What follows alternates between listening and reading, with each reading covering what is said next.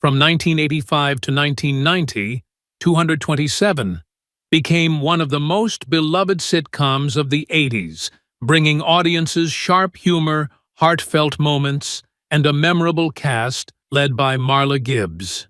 Set in a Washington, D.C. apartment building, the show explored everyday life, friendships, and community, with a mix of comedy and charm that resonated with millions of viewers.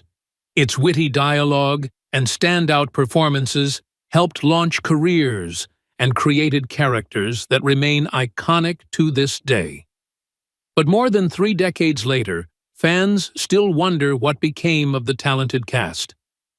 After the show ended in 2025, some stars continued to shine. In Hollywood, others stepped into new chapters of life, and a few left behind. Cherished legacies. Join us as we revisit the cast of 227 Then and Now. Helen Martin was born on July 23, 1909 in St. Louis, Missouri, and was 76 years old when 227 premiered in 1985, stepping into the role of Pearl Shea, the sharp-tongued, witty, and endlessly nosy neighbor, whose quips and observations added both humor and bite to the suburban comedy landscape. Pearl's character was a complex mixture of comedic timing, sly judgment, and heart-serving as both foil and occasional confidant to the main cast, and Martin's decades of theatrical experience gave her each line an almost surgical precision that kept audiences captivated. Martin's childhood was marked by economic hardship and the racial barriers of early 20th century Missouri, leaving her to navigate systemic prejudice and family struggles while cultivating resilience and a quick wit that would define her stage and screen presence. In her career, Martin faced the double burden of typecasting and ageism, often passed over for leading roles despite her talent, and she was known among peers for being fiercely protective of her craft, occasionally clashing with directors who underestimated her authority. Her most significant professional challenge may have been navigating the transition from theater to television, where the pressures of network schedules and studio interference often collided with her meticulous preparation. Personally, Martin remained unmarried and childless, choosing a private life that fueled speculation and rumor in Hollywood circles about her reclusiveness and eccentric habits. She endured the quiet heartbreaks of witnessing friends and colleagues struggle and pass away, and maintained a steadfast dedication to her art despite these losses. Martin passed away on March 25, 2000, at age 90 from a heart attack in Los Angeles, leaving behind an estate estimated at $3 million, a modest but telling reflection of a career spent on craft perseverance and artistic integrity, rather than celebrity excess. Paul Winfield was born on May 22, 1939, in Los Angeles, California, and was 46 when he joined 227 in 1988 as Julian C. Barlow, a dignified intellectual and authoritative presence who enriched the show's later seasons with gravitas and nuanced moral reflection. Barlow's character brought sophistication and tension to the ensemble, serving as a stabilizing influence while challenging other characters to confront societal and personal issues, a reflection of Winfield's own depth and intellect. Winfield's early life was shaped by the challenges of growing up in mid-20th century Los Angeles, facing both racial prejudice and financial hardship, and he often had to suppress vulnerability while developing the craft that would eventually earn him Emmy nominations and an Oscar nomination. His career, though distinguished, was fraught with obstacles. Persistent typecasting studios' reluctance to cast black actors in leading roles, and the constant negotiation of public persona versus private life created stress and frustration. While behind the scenes, he was known to be fiercely private and selective, with roles occasionally clashing with producers over creative direction. Winfield's personal life was similarly complex. He maintained a long-term relationship with architect Charles Gillen Jr., who predeceased him in 2002, and he largely kept his sexuality private during a period when Hollywood was particularly intolerant, balancing intimacy and discretion amid societal pressures. He also struggled with obesity and diabetes conditions that compounded over the years and contributed to his sudden death from a heart attack on March 7, 2004 at age 64. His estate was estimated at $3 million, modest relative to his cultural impact, but reflective of a life devoted to craft integrity and breaking barriers for African American actors in Hollywood, leaving a legacy of talent, perseverance, and quiet defiance in an industry often unwilling to fully embrace him. Elena Reed Hall, born Bernice Ruth Reed on November 10, 1946, in Springfield, Ohio, was 39 when 227 debuted in 1985, portraying Rose Lee Holloway, a warm, pragmatic, and spirited single mother whose blend of charm, humor, and moral grounding became the emotional cornerstone of the series. Rose's character resonated with audiences for her authenticity, strength, and capacity to navigate both the comedic and poignant moments of neighborhood life, while Reed Hall's performance brought nuance that highlighted the struggles and triumphs of urban single parenthood. Reed Hall's early life was complicated by a family struggling financially, necessitating resilience and self-reliance from a young age, and she often had to mask vulnerability while negotiating the challenges of race, gender, and economic limitations.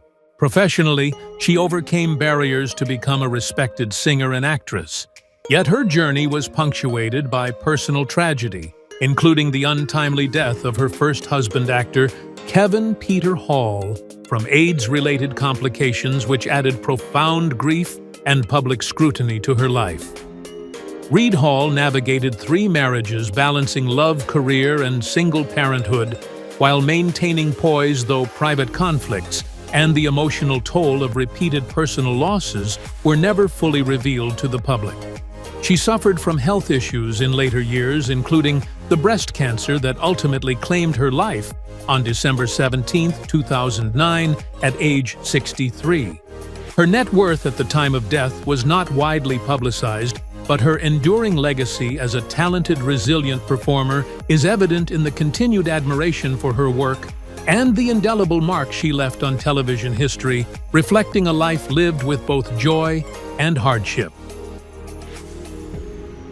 Kevin Peter Hall, born May 9, 1955 in Pittsburgh, Pennsylvania, was 30 when he joined 227 in 1989 as Warren Merriweather, a gentle giant whose imposing 7'2" stature was offset by an innate warmth and humility that resonated deeply with audiences.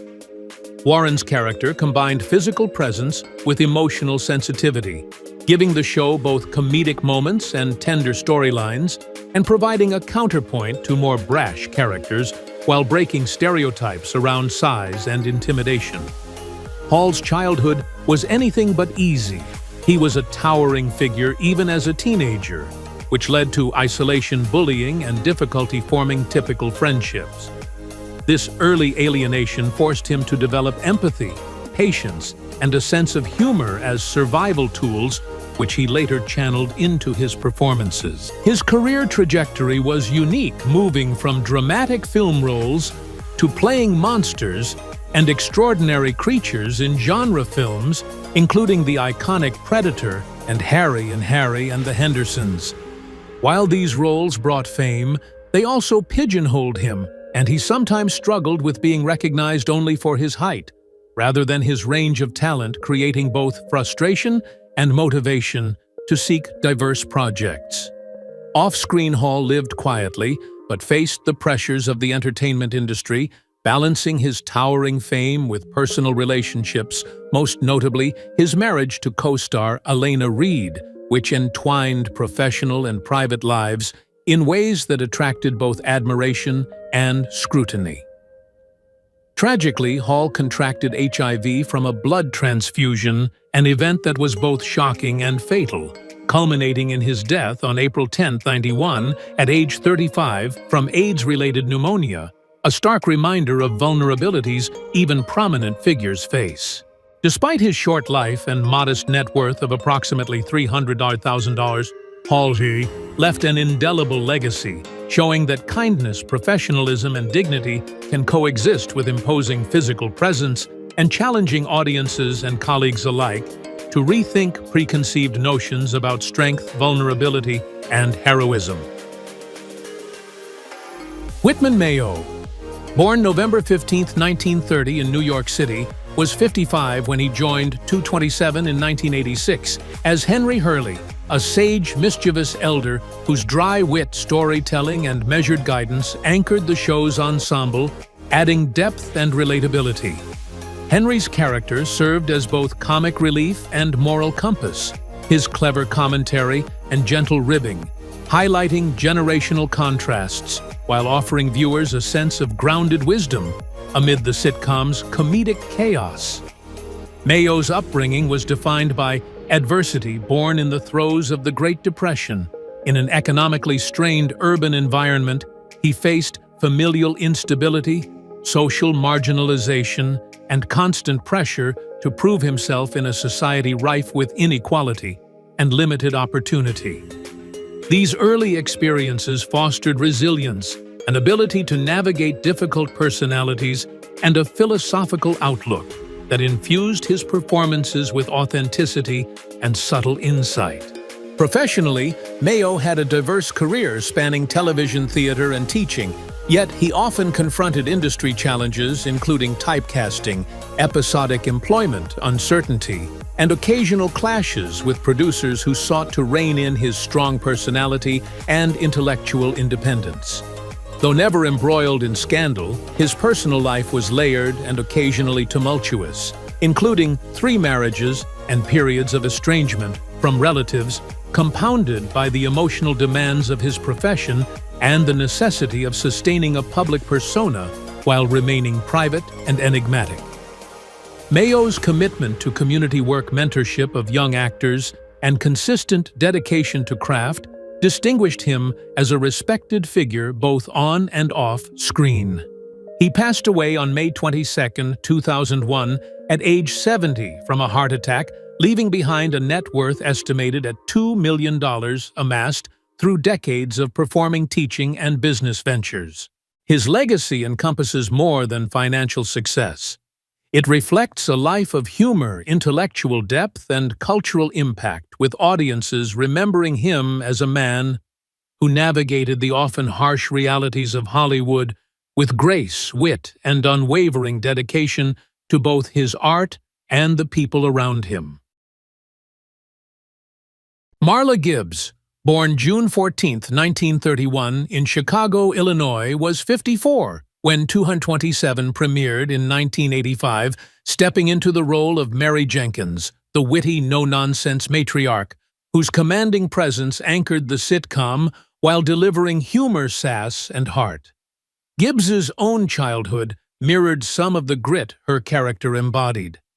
Growing up in a working-class, racially segregated neighborhood, she endured financial instability, systemic discrimination, and family struggles that forced her to mature quickly, learn self-reliance, and develop a razor-sharp sense of humor as a defense mechanism. Gibbs's professional journey was equally unconventional. She did not embark on acting until her 40s, working years as a flight attendant while raising children, confronting Hollywood's pervasive ageism and limited opportunities for older Black actresses. Once in the industry, she became a trailblazer, not only starring in 227, but also producing the series herself, asserting creative control that few women, particularly Black women, had at the time. Off-screen, she faced whispered tensions with co-star Jackie Harry, which fueled tabloids until they reconciled, reflecting the pressure cooker of on-set dynamics and the scrutiny placed on women of color navigating leadership roles. Gibbs also endured health scares, including a stroke and a near collapse during her Hollywood Walk of Fame ceremony, demonstrating her resilience and dedication to her craft despite adversity.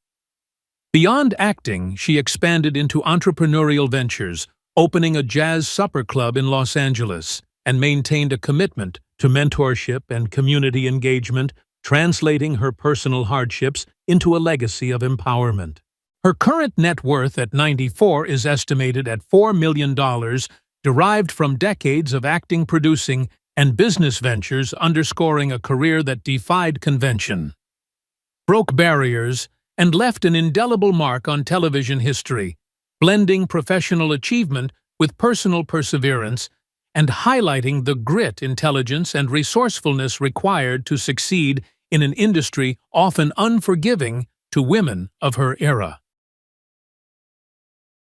Bea Richards, born Beulah Elizabeth Richardson on July 12, 1920, in Vicksburg, Mississippi, joined 227 in 1986 at age 65 as Carolyn Hurley, the commanding matriarch whose intelligence, sharp wit, and moral authority dominated scenes and anchored the family dynamic.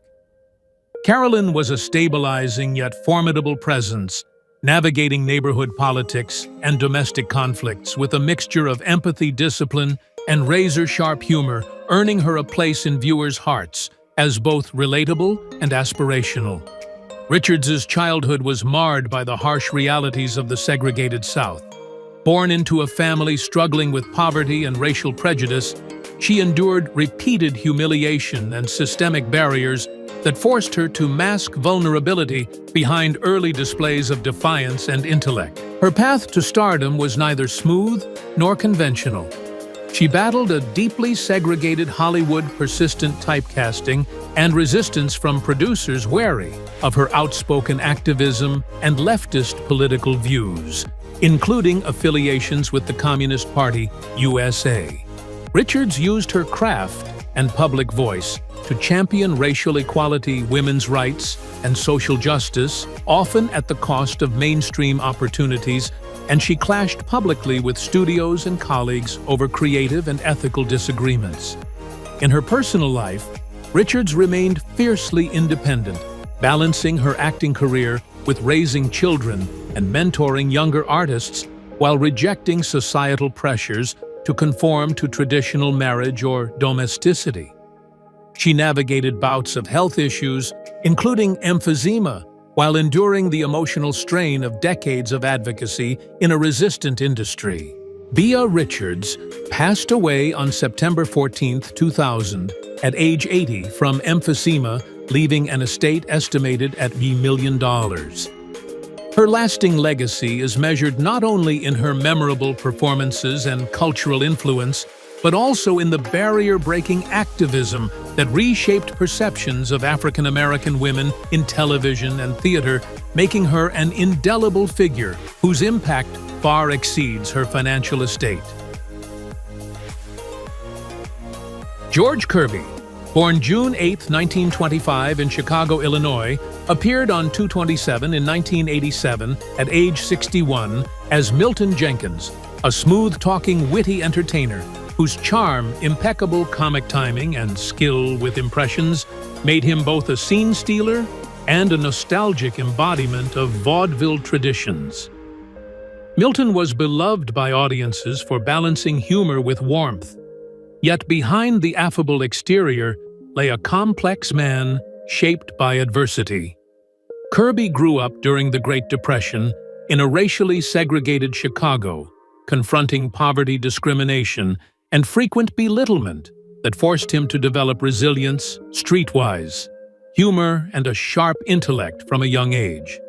Professionally, he broke barriers as one of the first African American comedians to gain mainstream exposure, renowned for mimicking jazz legends and white celebrities with uncanny precision.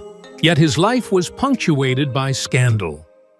In the late 1970s, he was convicted of selling heroin to an undercover officer serving 42 months in prison, a shocking fall from grace that tarnished his reputation, interrupted his career, and curtailed opportunities for higher-profile roles, although he eventually returned to performing on a smaller scale.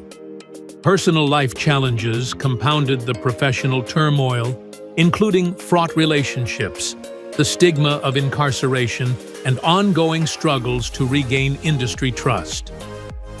Herbie persevered through health difficulties, including Parkinson's disease, while maintaining mentorship of younger comedians and performing when possible, demonstrating resilience and dignity despite setbacks.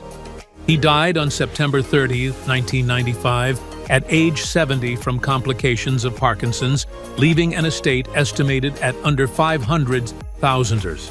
His influence, however, endured through his trailblazing work in comedy, pioneering crossover opportunities for African American performers, and the cultivation of humor and talent in a community that revered his contributions despite public scandal.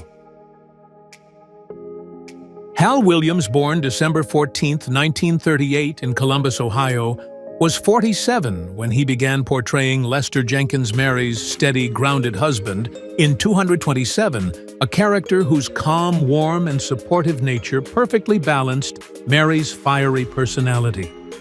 Lester was the archetypal patient partner and moral compass embodying kindness, humor, and integrity, while providing a relatable figure for audiences who admired his unwavering dedication to family and community.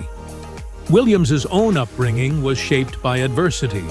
He grew up facing economic hardship, racial segregation, and the loss of his father at a young age, circumstances that cultivated in him an empathetic, humble demeanor and an acute understanding of resilience traits that he carried into his professional and personal life. His acting career, while steady and respected, was navigated through the lens of a racially biased Hollywood, where leading roles for African American actors were scarce and typecasting pervasive. Despite these systemic challenges, Williams maintained professionalism and avoided the trappings of scandal, focusing instead on a long career in television and film, occasionally working behind the scenes to mentor younger actors navigating similar hurdles. Personal life challenges were more intimate and painful. He suffered the tragic death of his son in a camping accident in 1977, endured 2 divorces, and coped with the emotional weight of balancing familial responsibilities with professional demands. Williams channeled these experiences into philanthropic endeavors, establishing a scholarship fund in his son's memory and becoming quietly influential in his community.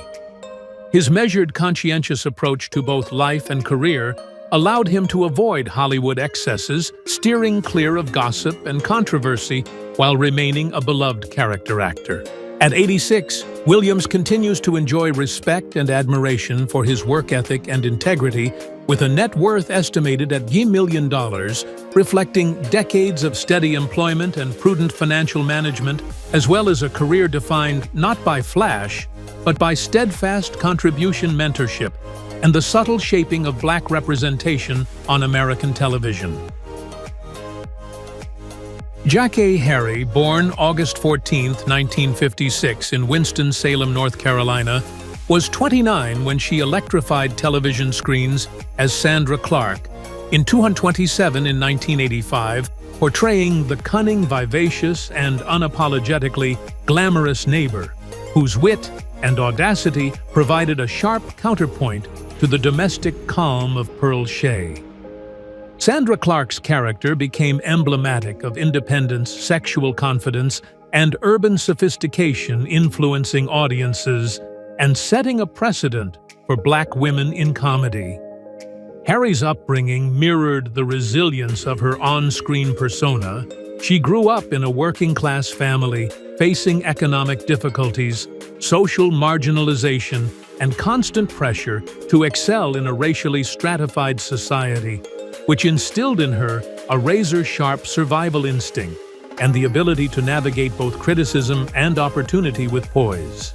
Professionally, Harry's trajectory was marked by monumental successes, interspersed with tensions. Her Emmy-winning performance made history, but on-set rivalries, particularly with co-star Marla Gibbs, were well documented, creating periods of stress and conflict that ultimately shaped her reputation as both formidable and diva-like.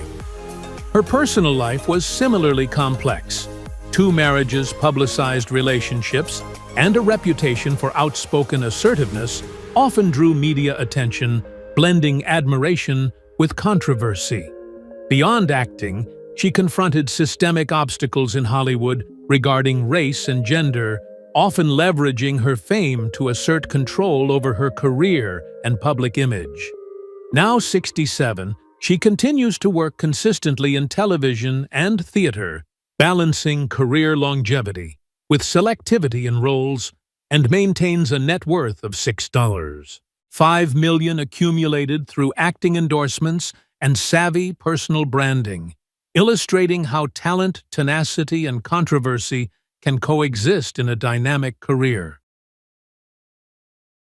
Reynaldo. Ray, born Harry Reynolds on January 27, 1940, in Sequoia County, Oklahoma, was 45 when he joined 227 in 1986 as Ray the Mailman, a character whose charm, streetwise wit, and unfiltered commentary injected vibrant energy into the ensemble and became a fan favorite.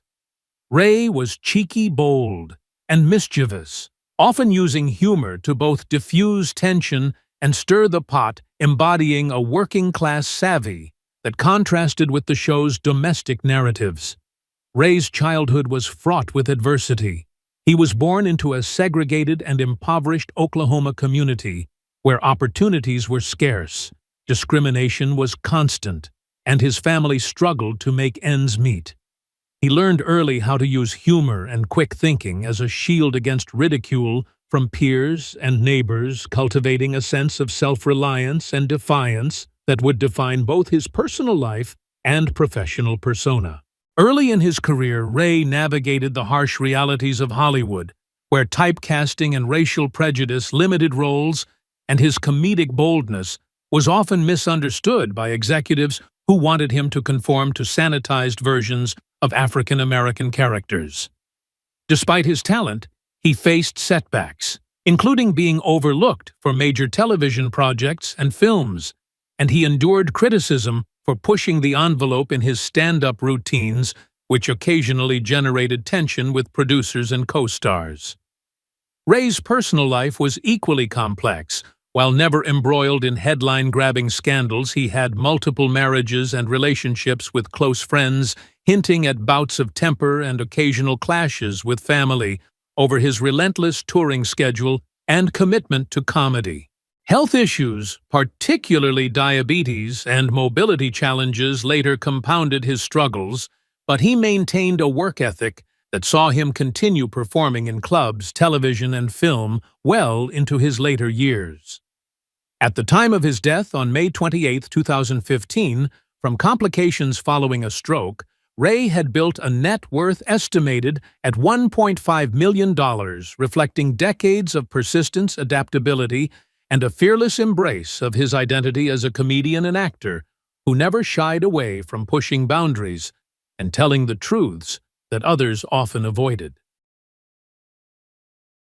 Regina King, born January 15, 1971 in Los Angeles, California, was 14 when she debuted as Brenda Jenkins, Mary's sharp, smart, and sassy teenage daughter in 227, a role that immediately highlighted her wit, charm, and natural screen presence.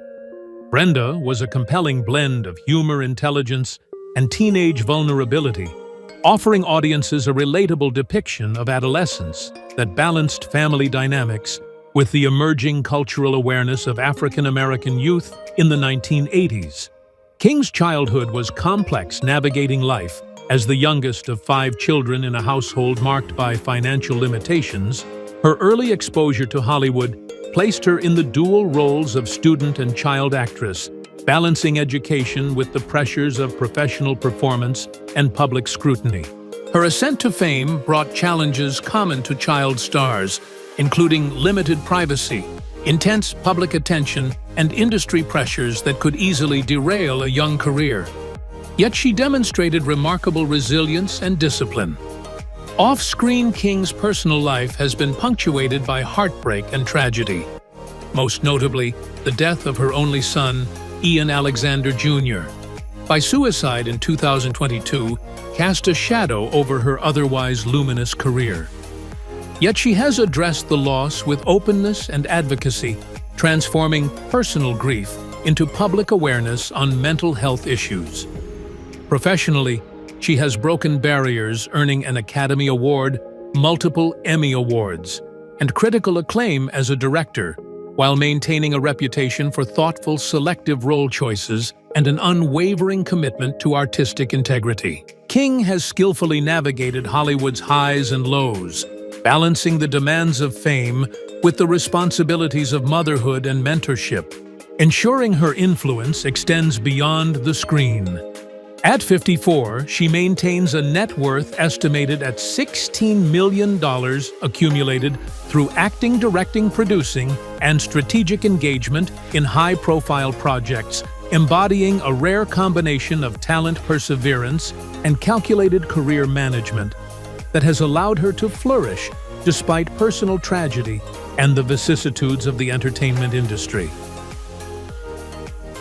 Barry Sobel, born July 11, 1959 in New York City, was 30 when he joined 227 in its final season in 1990 as Dylan McMillan, a fast-talking, quirky, and energetic aspiring comedian whose role injected a contemporary edge and streetwise humor into the show's ensemble.